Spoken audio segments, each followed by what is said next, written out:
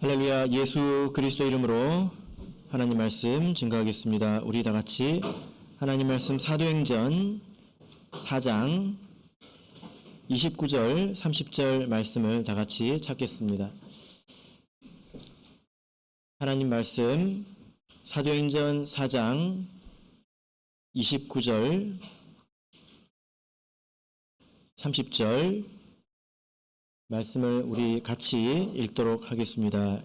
29절 30절 시작. 주여 이제도 저희의 위협함을 하감하옵시고 또 종들로 담대히 하나님의 말씀을 전하게 하여 주옵시며 손을 내밀어 병을 낫게 하옵시고 표적과 기사가 거룩한 종 예수의 이름으로 이루어지게 하옵소서 하더라. 아멘. 네, 오늘 이 시간은 전도를 위한 영적 준비 두 번째 말씀을 전하도록 하겠습니다. 가을 특별 초청 집회가 2주 앞으로 다가왔습니다. 다음 주가 되면 해외에서 한 60명 정도 성도님이 우리 부산교회를 방문하셔서 다음 주는 이제 연합 예배를 드리게 되고요. 그 다음 주에 우리 전도 초청 예배가 있는데요. 목요일, 금요일, 토요일 이렇게 전부 초청 예배로 진행이 됩니다. 그리고 안식일 오후에는 성찬례가 있습니다. 목요일, 금요일, 토요일 이렇게 세 번 그 초청 예배가 있는데 각 초청 예배마다 주제가 있고 그리고 그 주제에 대한 간증자들이 있습니다. 그리고 그 주제에 맞게 또 말씀을 또 전할 예정입니다. 목요일에는 우리가 하나님의 은혜로 사는 것에 대해서 말씀을 하려고 합니다. 우리의 힘으로 사는 것이 아니라 하나님을 힘입어 사는 것에 대해서 말씀을 하려고 하고요. 그리고 금요일에는 하나님께서 우리를 진리 안으로 인도하시는 것에 대해서 말씀을 드리려고 합니다. 그리고 토요일에는 성령을 받는 것에 대해서 또 말씀을 전하려고 합니다. 이렇게 세 가지 주제로 이렇게 전해지게 되고 특별히 목요일은 우리 장년들 중심으로 초청을 합니다. 그리고 금요일은 우리 사청부, 대학부 중심으로, 그리고 토요일은 우리 마리아회, 요셉회 중심으로 이렇게 초청을 합니다. 물론 어느 시간에 오셔도 상관이 없고요. 제일 좋은 것은 이제 다 오시면 좋겠죠. 이렇게 우리가 준비를 하고 있습니다. 그래서 우리 성도님들께서도 이것을 위해서 기억하시고 또 기도해 주시길 바랍니다. 그런데 우리가 아무리 맛있는 음식으로 이렇게 준비를 한다고 하더라도 손님이 오지 않으면 별 의미가 없지 않습니까? 너무 아쉽지 않습니까? 그래서 이 초청 예배에 있어서 가장 중요한 준비는 우리 모두가 복음을 전하는 것입니다. 그래서 이것을 위해서 우리 성도님들께서도 힘을 합하여 주시기를 바랍니다. 그래서 지난 안식일부터 우리가 전도를 위해서 어떤 준비를 해야 되는가에 대해서 말씀을 전하고 있는데요. 우리가 전도하는 사람이 되려면 어떤 마음이 있어야 되는지에 대해서 지난 시간에 말씀을 드렸습니다. 세 가지 마음이 있어야 됐죠. 먼저 하나님의 사랑을 알고 또 우리가 다른 사람을 사랑하는 마음이 있어야 된다. 이것이 마땅하죠. 사랑한다고 하는 것은 다른 사람을 아끼고 불쌍히 여기는 것을 말합니다. 하나님을 믿지 않는 사람들의 운명은 너무나 분명하지 않습니까? 그것을 보고 그들을 불쌍히 여기고 그들을 아끼는 마음을 사랑이라고 합니다. 그런 마음이 있어야 합니다. 두 번째는 하나님께서 나에게 이 일을 맡기셨다라는 두려운 마음이죠. 사명감이라고도 할 수 있겠습니다. 그리고 이 일을 하나님께서 맡기셨기 때문에 우리가 조심스럽게 해야 된다라는 그런 마음이 있어야 된다고 말씀을 드렸습니다. 그리고 세 번째는 그럼에도 불구하고 모든 것을 하나님께서 이끄시고 인도하신다라는 그런 믿음, 이것이 곧 온유한 마음이고 그리고 또 겸손한 마음이죠. 내 힘과 내 지혜로 하는 것이 아니라는 것입니다. 이런 마음은 사실 성숙한 마음입니다. 우리가 신앙생활을 깊이 하게 된다면 우리가 이런 마음을 얻게 되죠. 이런 마음이 있다면 우리가 전도의 열매를 맺혀 나갈 것입니다. 사과나무가 생각보다 그렇게 크지 않습니다. 사과나무에 사과가 몇 개 정도 열릴까요? 제가 검색을 해봤습니다. 농부 이야기를 들어봤는데요. 농부가 하는 말이 1000개도 달린대요. 근데 그러면 너무 작다고 합니다. 그래서 250개 정도 목표로 이렇게 한다고 하더라고요. 한 나무에. 그러니까 한 나무가 대단히 뭐 이렇게 무슨 상수리 나무처럼 큰 나무도 아니에요. 그런데도 그렇게 많은 열매를 맺는다고 합니다. 우리도 이렇게 합당한 마음을 가진다면 하나님 앞에서 이렇게 많은 열매를 맺을 수 있을 것이라고 생각을 합니다. 우리가 이 전도라는 그 일을 생각할 때 만약에 우리가 부담스럽기만 하다면 우리가 아직 온전하게 잘 모르는 것이다 이렇게 생각할 수 있습니다. 이것이 부담스러운 일이죠. 그죠? 저도 그 마음을 아주 잘 압니다. 부담스러운 일이죠. 그러나 이것이 부담스럽기만 하다면 아직은 온전하게 모른다는 것입니다. 이 일이 어떤 일인지를. 도리어 전도를 통해서 힘을 얻고 그리고 전도하는 사람들이 믿음이 있어서 전도하기도 하지만 그 사람들의 믿음이 더 좋아집니다. 성숙하고 진보합니다. 그리고 그것을 통해서 기쁨과 감격을 누리기도 합니다. 신앙생활이 이런 것이구나 라는 것을 전도하면서 알게 된다는 것입니다. 우리가 이런 전도의 기쁨 또 전도의 열매 이것을 알기 위해서는 우리가 조금 더 배워야 되는 것이 있는데요. 오늘 우리가 이 부분을 확실하게 좀 배우고 전도라고 하는 것이 대단히 무거운 것만은 아니구나. 이것을 통해서 우리가 더 기쁨을 얻을 수 있고 이것이 신앙생활의 중심이구나. 이것을 또 알 수 있습니다. 전도를 할 때 우리가 아까 몇 가지 좋은 마음에 대해서 이야기를 했는데요. 그런 마음만 가지고 전도를 할 수 있는 것은 또 아닙니다.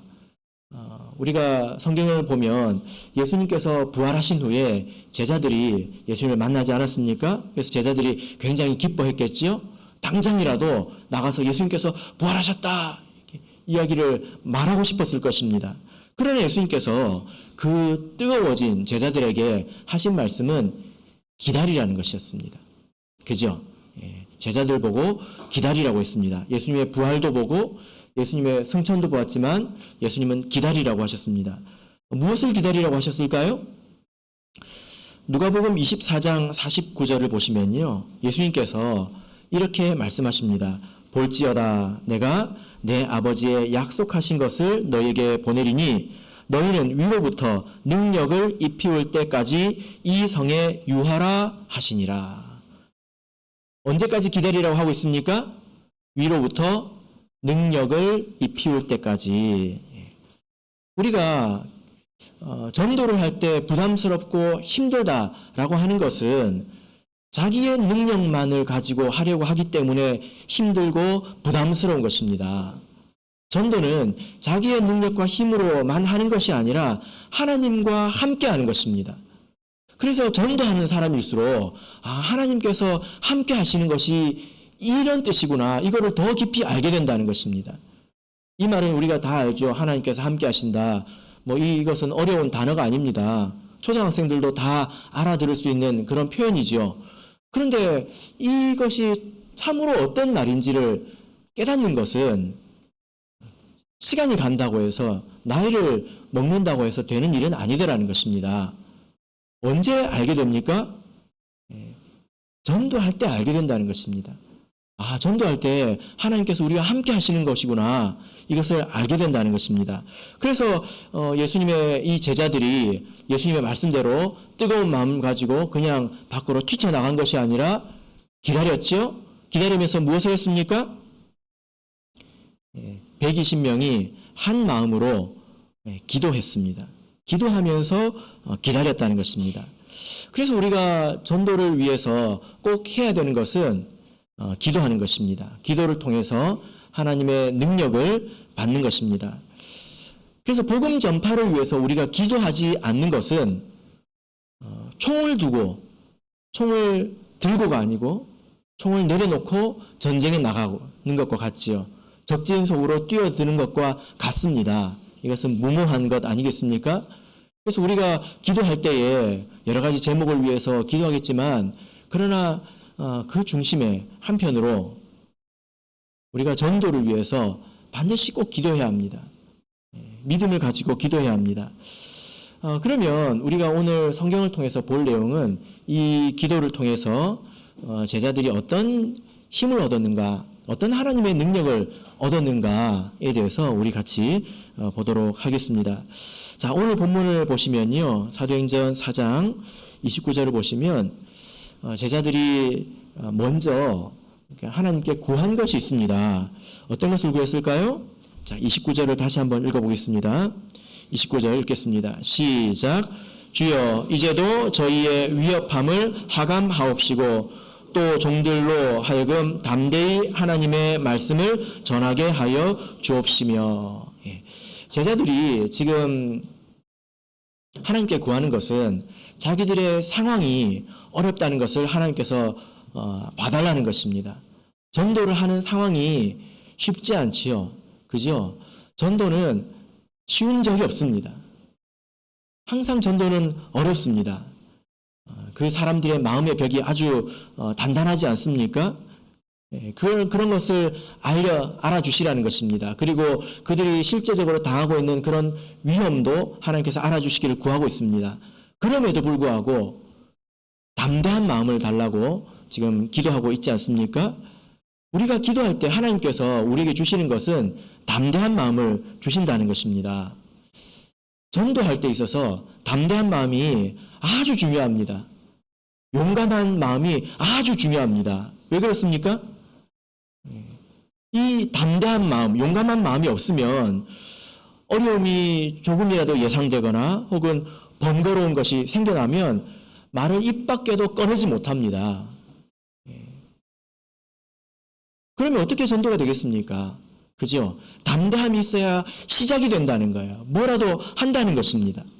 그리고 말을 한다 하더라도 담대하게 말을 하는 것과 주눅 들어서 말을 하는 것은 굉장히 큰 차이가 있습니다. 담대하게 말하는 것이 훨씬 힘이 있습니다. 같은 말을 하더라도요. 그래서 담대한 것이 아주 중요하다는 것입니다. 우리가 사도행전 2장을 보면 성령이 강림하고 제자들이 같이 방언으로 기도했죠. 사람들이 조롱하지 않았습니까? 술 취했다고 조롱하지 않았습니까? 근데 베드로가 그때 일어나서 구원의 복음을 전했습니다. 어떻게 전했을까요? 2장 14절을 보겠습니다. 사도행전 2장 14절을 보시면 베드로의 이 태도를 한번 보시기를 바랍니다. 사도행전 2장 14절을 보시면 베드로가 11 사도와 같이 서서 소리를 높여 가로되, 어떻게 말하고 있습니까? 소리를 높여 말하고 있다는 것입니다. 그냥 주눅 들어가지고 그게 아니고요, 이게 그냥 우물쭈물하는 것이 아니라 소리를 높여 일어나서 말했다는 것입니다. 베드로가 이전에 예수님을 부인한 적이 있지 않습니까? 그죠? 예수님을 십자가에 못 박은 그 사람들 앞에서 베드로가 지금 이렇게 목소리를 높여서 말하고 있다는 것입니다. 심지어 이 일로 인해서 베드로가 공회에 붙잡혀가게 됩니다. 이 공회라고 하는 것은 지금으로 보자면 국회, 의사당 같은 곳이에요. 거기에 가니까 그 나라에 힘 있는 사람들, 똑똑하다는 사람들이 다 몰려 있습니다. 그 대단한 사람들 앞에서 베드로가 전혀 주눅들지 않았습니다. 여러분, 베드로가 원래 용감한 사람이 아니에요. 그죠? 원래 대단한 사람이 아닙니다. 죽기를 무서워해서 예수님을 저주하고 맹세까지 했던 사람 아닙니까? 어제 우리가 그 말씀을 들었잖아요. 베드로는 원래 용감하고 원래 좀 단순하고 용감한 사람들이 있긴 합니다. 저는 그런 사람이 아니거든요. 그러나 베드로가 이렇게 원래 유약한 그런 면이 있었지만, 두려움을 잘 탔지만 지금 이렇게 담대하게 말하고 있지 않습니까? 4장 13절을 보시면 듣는 사람들이 놀라고 있습니다. 어떻게 놀라고 있습니까? 4장 13절을 우리 같이 읽어보겠습니다. 시작. 저희가 베드로와 요한이 기탄 없이 말함을 보고 그 본래 학문 없는 범인으로 알았다가 이상히 여기며 또 그 전에 예수와 함께 있던 줄도 알고. 지금 베드로와 요한이 막힘없이 주저함 없이 말하는 것을 보고 이 사람들이 놀랐다는 거예요. 도리어 그 사람들이 주눅이 들었다는 것입니다. 여러분, 베드로가 왜 이렇게 변했습니까? 원래 용감한 사람은 아니지 않습니까? 예. 베드로가 이렇게 용감해진 것은 자기가 이제 알았기 때문입니다. 예수님께서 힘없어서 죽으신 것이 아니라 하나님 뜻으로 죽으시고 약속대로 부활하셨다. 그리고 승천하셨다. 이것을 이제 다 알았기 때문입니다. 사람의 뜻으로 살고 죽는 것이 아니라는 것입니다.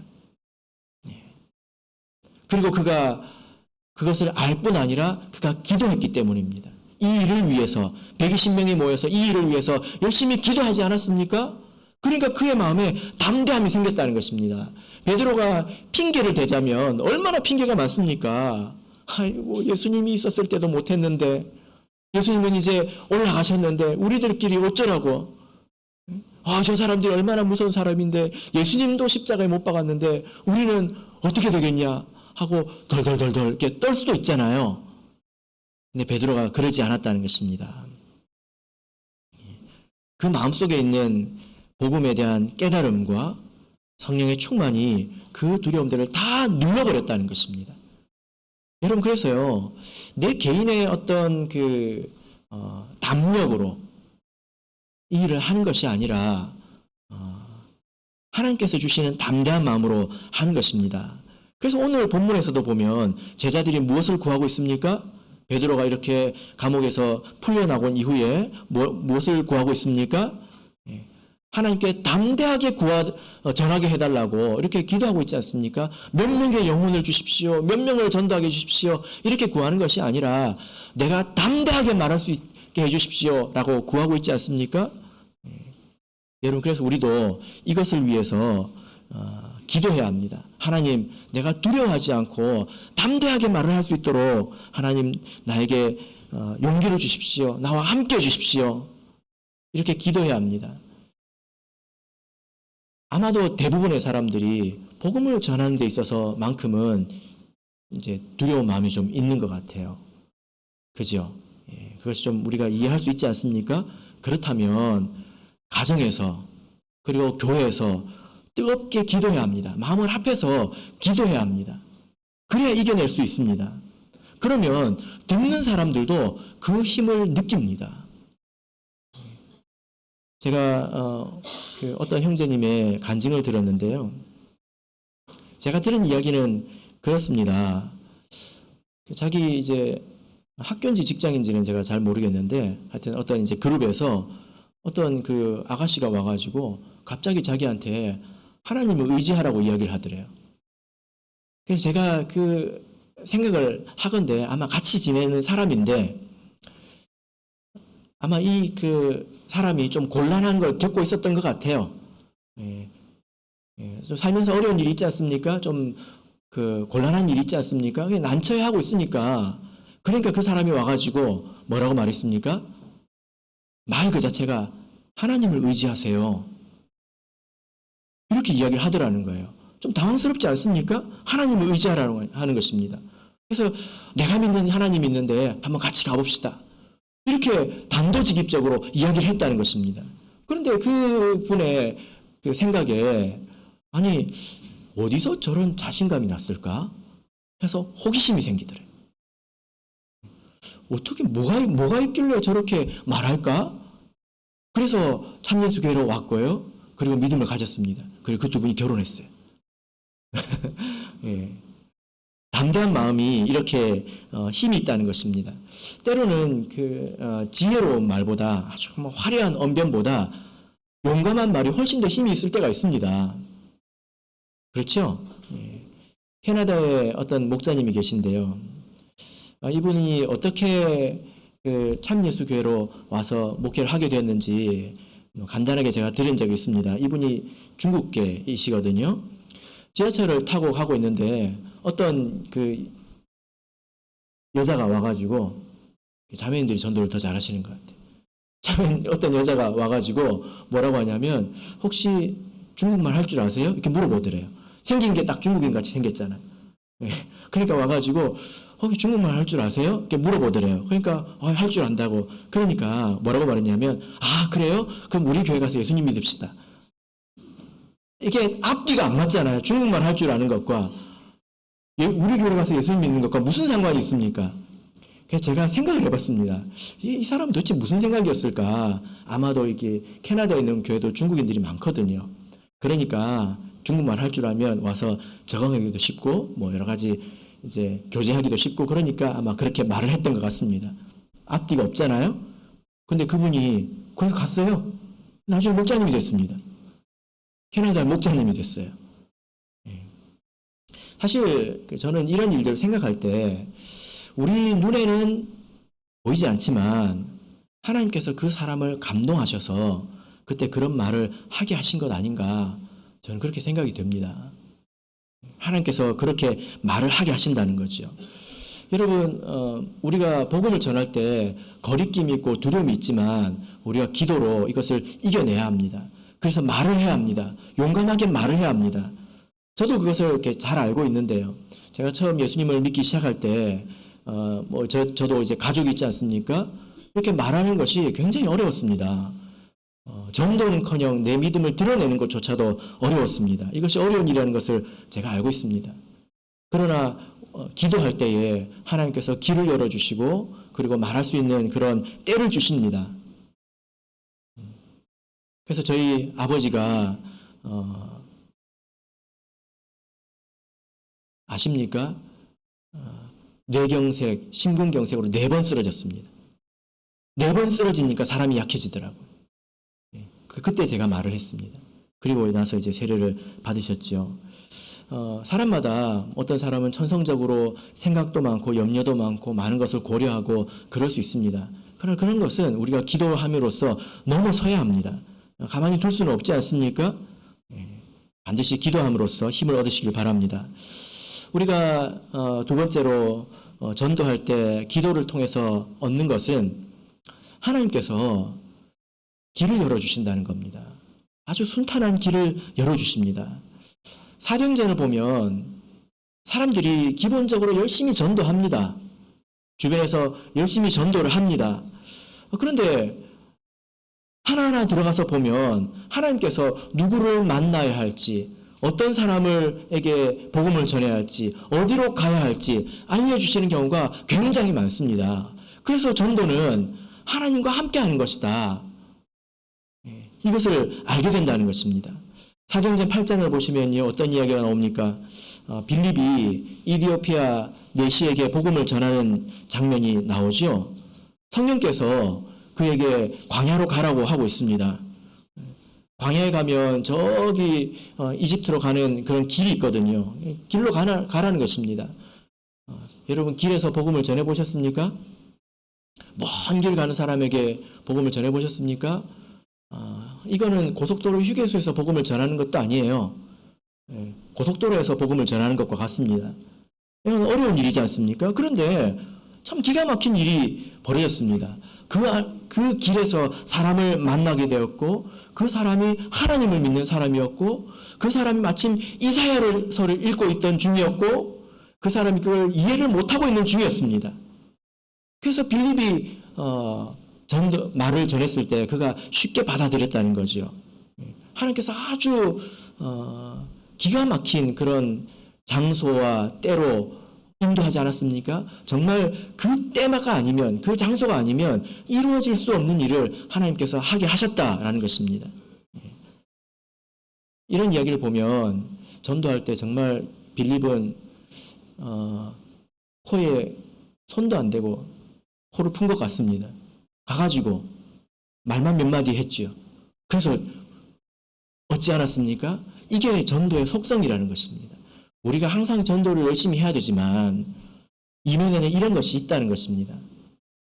그리고 고넬료는 어떻습니까? 베드로가 고넬료를 전도를 했는데요. 고넬료는 굉장히 중요한 사람입니다. 성경에서 아주 중요한 사람입니다. 왜 중요할까요?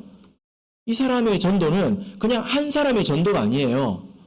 이 사람이 전도된 것을 통해서 이방인도 구원 얻을 수 있다라는 문제가 해결되어 버렸습니다. 그러니까 이방인 전체의 구원과 연결된 아주 중요한 사람입니다. 근데 베드로는 그 사람을 알지도 못했거든요. 안다고 하더라도 그 사람에게 전도할 뜻도 없었습니다. 인간적인 생각, 가능성이 0%였습니다. 그런데 하나님께서 그들을 만나게 하셨고 그들을 구원 안으로 인도하지 않았습니까? 근데 언제 인도했습니까? 고넬료가 기도할 때 환상을 보았습니다. 베드로가 기도할 때 환상을 보았습니다. 둘 다 기도할 때 이 만남이 이루어졌다는 것입니다. 아주 순탄한 길이 열리지 않았습니까? 우리의 생각과 베드로의 생각과 계획을 초월한 그런 길이 기도할 때 열렸다는 것입니다. 그래서 우리가 전도를 할 때 좀 막막할 때가 있지 않습니까? 내가 더 이상 뭐 누구에게 내가 복음을 전해야 될지 잘 알지 못할 때, 내가 어떤 사람에게 어디로 가서 뭐라고 말해야 될지 잘 알지 못할 때, 그럴 때가 누구에게든지 다 있습니다.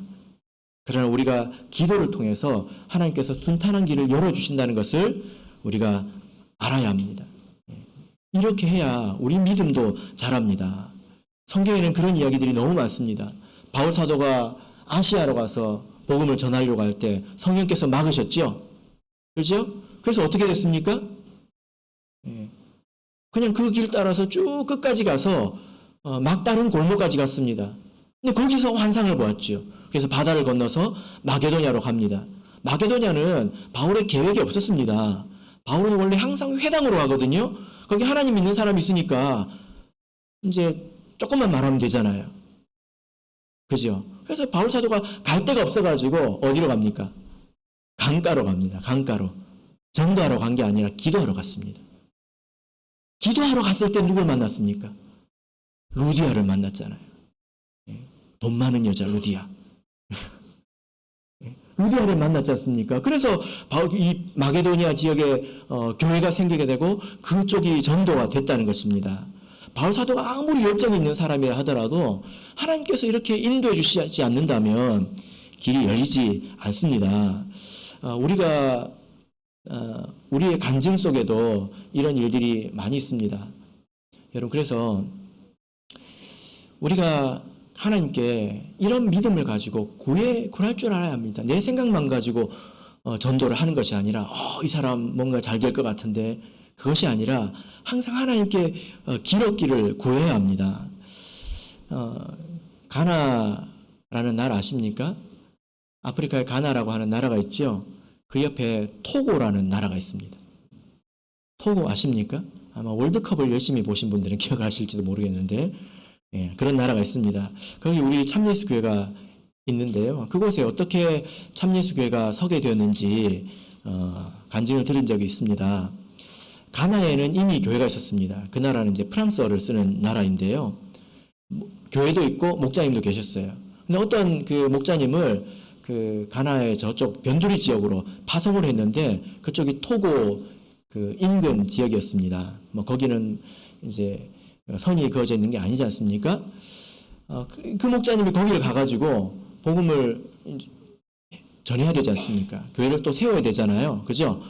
근데 가니까 뭐 사람도 별로 없고 별로 뭘 해야 될지 막막한 것입니다. 그래서 그분이 거기서 한 일이 뭐냐면 3일간 금식 기도를 했습니다. 하나님께서 길을 열어주시기를 하나님께 기도했다는 것입니다. 근데 그 금식 기도 가운데서 이분이 저녁에 환상을 보았는데, 그 내용이 어떤 것이었냐면 자기가 많은 사람들 앞에서 복음을 전하고 있었습니다. 우리 참예수교의 진리를 전하고 있었습니다. 근데 그때 청중 가운데 한 사람이 자기 앞에 나오더니 이 사람에게로 가서 말하라고 그 이름을 알려줬어요. 이 이름을 보니까 모르는 사람입니다. 뭐 아는 사람이 있을 리가 없죠. 그죠? 그래서 나는 이 사람 모른다라고 이야기를 하니까, 아니 너희 교회 형제 중에 이런 사람이 있지 않냐, 그 사람한테 가서 물어봐라, 이렇게 이야기했습니다. 그 사람의 이름은 알았어요. 우리 신도니까. 그래서 그 이제 환상을 마치고 나서 그 형제를 찾아가서 물었습니다. 혹시 이런 사람 아니야? 하고 물었습니다. 그게 안 돼요. 근데 그 사람이 토고 사람이었습니다. 토고 나라 사람이었어요. 그래서 어제 하나님께서 이런 이제 것을 보여주셨는데 같이 가자 해서 갔겠죠. 그래서 갔더니 그 사람이 어떤 사람이었냐면 신앙에 대해서 되게 의문을 품고 있었던 사람이더라는 것입니다. 이미 기독교 신도인데요. 아프리카는 희한한 기독교들도 많거든요. 지금도 짐승으로 제사를 드리는 그런 교회가 있다고 합니다. 한국은 그런 데는 없는 걸로 제가 알고 있는데, 근데 자기가 아무리 성경을 봐도 신약 시대에 제사를 드리는 건 뭐가 좀 안 맞는 것 같은데 자기 스스로 그걸 뛰어넘는 게 힘들지 않습니까? 아니라고 부정하는 게 힘들잖아요. 이상하다 이상하다 생각하고 있는데 어떤 사람이 자기에게 찾아온 것입니다. 아마 그 사람도 기도했겠죠. 그리고 나서 참예수교회 복음을 정했고 그와 그 가족이 세례를 받고 토고에 참예수교회가 세워지게 되었습니다. 하나님께서 이렇게 길을 열어주신다는 것입니다. 우리 한국교회도 마찬가지 아닙니까? 우리 한국교회도 초창기에 김천에 교회가 있었을 때에 용문산으로 가면 기도하는 사람을 만날 것이다 해서 하나님께서 사람을 보냈습니다. 그래서 저기 전라도 지역에 교회가 선 것 아닙니까? 하나님께서 그렇게 해서 인도해 주셨거든요. 그래서 우리가 하나님께서 인도해 주신다. 하나님께서 인도해 주신다. 그런 믿음을 가지고 기도해야 합니다. 같이 마음을 모아서 열심히 기도해야 합니다. 그러면 에디오피아 내시를 만난 것처럼 참 절묘한 때에 사람을 만나게 됩니다. 그 길을 하나님께서 열어주신다는 것입니다. 우리 개인의 삶의 전도에서도 마찬가지인데요. 저는 이런 이야기를 여러 번 들어봤습니다. 이것도 제가 들은 간증인데요. 어떤 그 자매님이 자기가 자기 신앙생활을 곰곰이 돌아보니까 전도한 지가 너무 오래 됐더래요. 내가 이렇게 전도하지 않고 살아서 되겠는가 하면서 이제 자기 삶을 돌아보면서 그것을 위해서 기도하기 시작했다고 합니다. 하나님께서 전도할 문을 열어주시기를 기도하기 시작했대요. 그런데 그때 아주 오래된 친구, 그러나 아주 이렇게 오랫동안 연락을 하지 않았던 친구에게 갑자기 연락이 왔습니다. 그리고 뭐라고 말하냐면 머리를 식히러 좀 놀러를 가겠다는 거예요. 놀러 오겠다는 것입니다. 무슨 뜻입니까? 힘든 일이 있다는 거잖아요. 그래서 좀 머리를 식히러 너한테 가겠다는 것입니다. 이 자매님이 이것이 하나님께서 주신 기회라고 생각했습니다. 힘든 사람이 전도하기 좋지 않습니까? 마음이 그래도 열려 있잖아요. 그래서 그 사람에게 복음을 전했습니다. 와서 접대하고 그리고 그 사람을 참예수교회로 인도했다. 이런 간증을 들었습니다. 이런 간증들을 우리가 많이 듣지 않습니까? 여러분, 그래서 우리가 기도해야 된다는 것입니다. 목회를 하다 보면 우리가 교회에서 이런 일을 겪고는 하는데요. 복음을 전한다고 하는 것이 이렇게 사람의 생각을 바꾼다고 하는 것이 정말 쉬운 일이 아닙니다. 그죠? 열심히 가르치고 열심히 신방하고 이렇게도 참 쉽지 않습니다. 때로는 이럴 때도 있습니다. 제가 설악산에 있는 흔들바위에 갈 필요가 없어요. 왜냐하면 주변에 많기 때문입니다. 맨날 이제 가르치고 그리고 신방 가고 이렇게 해도 그 흔들바위예요. 흔들어 놓으면 제자리, 흔들어 놓으면 제자리. 굴러가는 게 아니라 흔들바위가 너무 많아요. 그래서 그냥 흔들바위 흔들고 있는 것 같다는 생각도 들 때가 있습니다. 그런데 그렇게 우리 일꾼들과 또 같이 연합해서 열심히 할 때 그런 데서 열매가 안 생기는 경우도 많습니다. 뭐 그래도 어떻게 방법이 있습니까? 기도하면서 해야죠. 그런데 뜬금없는 열매가 맺히기도 합니다. 갑자기 어떤 분이 유튜브 보고 연락이 와서 믿음을 갖게 되거나 그런 경우가 있습니다. 이것이 처음에 그런 일을 겪을 때 이게 뭐지? 왜 이렇게 내가 열심히 하는 데서는 열매가 하나도 없고 힘만 쓰고 돈만 쓰고 이런 데서 빌리처럼 손도 안 대고 코를 푸는 그런 일들이 생기지? 왜 그럴까요? 하나님께서 그리로 인도하신다는 겁니다. 하나님께서 함께 하신다는 겁니다. 여러분, 그래서 우리가 내가 담대한 마음을 얻고 하나님께서 인도해 주시기를 우리가 기도해야 합니다. 세 번째로 우리가 기도해야 되는 분명한 이유가 있죠. 그것은 하나님의 능력을 얻기 위해서입니다. 복음을 전하는 것은 설득하는 것이 아닙니다. 이 개념을 우리 성도님들께서 좀 분명히 아셨으면 좋겠습니다. 복음을 전하는 것은 설득하는 것도 아니고 내 사랑으로 감동시키는 것도 아닙니다. 그러니까 할 말을 못해요. 뭔 말을 못합니까? 회개하라고 말을 못해요. 사랑으로 그냥 막 맛있는 밥 사주고 음식 사주고 막 해가지고 막 하니까 회개하라고 말을 못해요. 상처받아서 나갈까봐. 설득하려고 그러니까 이렇게 머리가 이제 내 머릿속에서부터 꼬여요, 이제. 설득하는 면도 있고 사랑을 베푸는 면도 있지만 근본적으로 복음을 전하는 것이 설득이 아닙니다. 사랑으로 감동시키는 것도 아닙니다. 그럼 전도는 무엇입니까? 선포하는 것입니다. 선언하는 것입니다. 이것은 대단히 어려운 건 아니에요. 뭐라고 선언하는 것입니까? 하나님이 계신다. 네가 따지든 말든 하나님은 계신다. 예수님 믿고 세례를 받아야 한다. 회개해라. 하나님의 심판이 있다. 참예수 교회를 가야 한다. 라고 말하는 것입니다. 선언하는 것입니다. 물론 거기에 설명도 좀 필요하죠. 설득도 좀 필요하죠. 사랑도 좀 필요하죠. 그죠? 그냥 설득도 없이 뭐 사랑도 없이 야 나는 할 말 했다. 네 책임이다. 등 돌리라는 건 아닙니다. 그러나 중심에는 무엇이 있습니까? 이건 선언이라는 것입니다. 사랑하는 마음으로 설득하는 마음으로 선언하는 것입니다. 회개해야 된다. 회개해야 된다. 사랑하는 마음으로 말해야 된다는 것입니다. 그리고 나면 하나님께서 그것을 증명해 주셔야죠.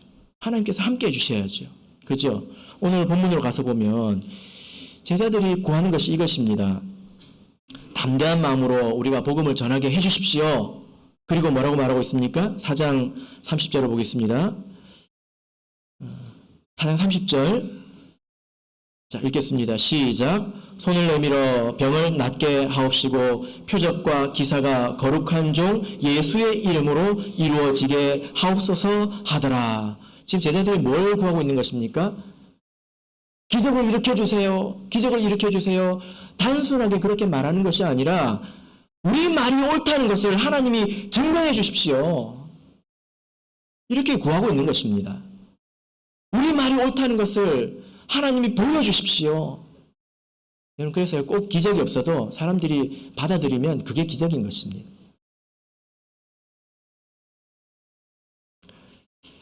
세상에는 그럴싸한 이론들이 너무 많습니다. 사람들의 마음을 어루만져주는 그런 이야기들이 너무너무 많습니다. 그런 것들을 이렇게 생각해 보면 우리 기독교의 교리는 별로 인기가 없는 게 맞는 것 같아요. 그 중에서도 참예수교회의 교리는 더더구나 사람들의 그 호소력이 별로 없습니다. 인간적으로 보자면 그렇습니다. 그러니까 하나님께서 증명해 주셔야죠. 그죠? 그래서 하나님과 함께 하는 것이라는 겁니다. 하나님의 능력 없이 하나님의 어떤 감화, 감동 없이 이 일이 되는 일이 아니라는 것입니다. 그래서 바울사도도 뭐라고 이야기합니까? 고린도 전서 2장 4절에서 5절 보면 바울사도 이렇게 말합니다. 내 말과 내 전도함이 지혜의 권하는 말로 하지 아니하고 다만 성령의 나타남과 능력으로 하여. 여러분 세상에 완악한 사람들이 많고요. 고집 센 사람도 많습니다. 착한 사람들이 고집이 더 센 경우가 있습니다. 종교적으로 보면 그렇습니다.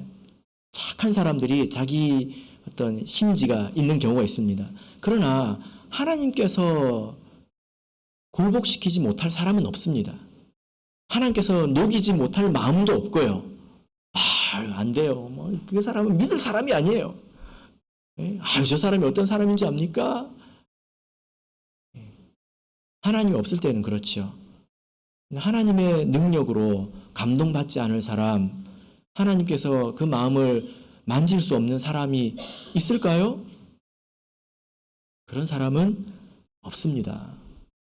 그래서 우리가 기도해야 합니다. 이번에 그 캄보디아에서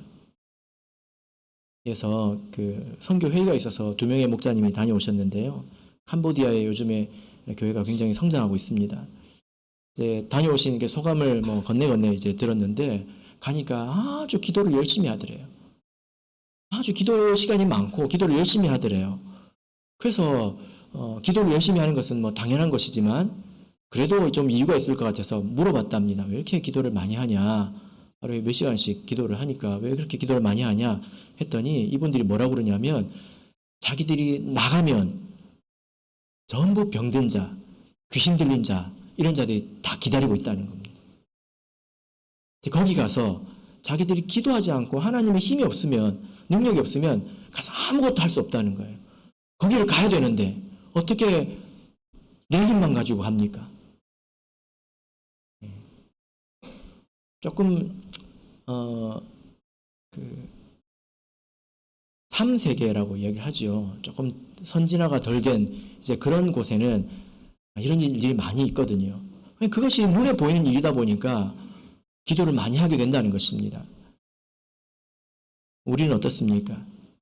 우리 한국은 이 성경에 보면 더러운 귀신들이라고 하는데 이렇게 육신적으로 이런 일들보다는 정신적으로 작용하는 그런 사단의 역사들이 훨씬 더 많은 것 같아요.